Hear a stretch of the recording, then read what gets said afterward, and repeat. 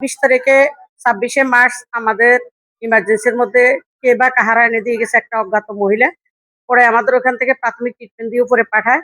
অপরিষ্কার অবস্থায় আমরা পাই ওকে। পাওয়ার পরে আমরা পরিষ্কার করে ওকে আমরা বেডে দেই। ওকে আমরা যা যা করার চিকিৎসাও দেই। এখন সে চিকিৎসাধীন অবস্থায় আমাদের হসপিটালে মারা গেছে।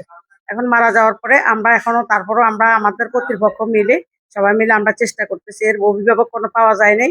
এখন পর্যন্ত কোনো অভিভাবকের খোঁজ পাওয়া যায় নাই।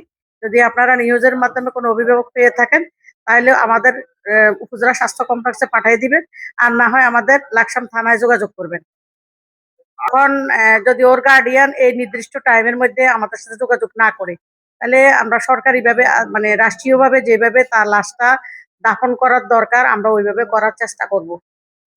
এই তথ্যটি আপনারা যদি একটু শেয়ার করেন হয়তো তার পরিবারের চোখে পড়বে এবং পরিবার ও লাকসাম উপজেলা স্বাস্থ্য কমপ্লেক্সের সাথে যোগাযোগ করবে। আর যদি এই পরিবারের সাথে কোনো যোগাযোগ করা না হয় তাহলে রাষ্ট্রীয় আইন অনুযায়ী বেওয়ারিশ হিসাবেই দাফন করা হয়ে যাবে। আমি আপনাদের কাছে একটু সহযোগিতা চাচ্ছি, আপনারা যারা এই মুহূর্তে কন্টেন্টটি দেখছেন একটু শেয়ার করবেন যাতে তার পরিবার দেখতে পায় এবং যোগাযোগ করে।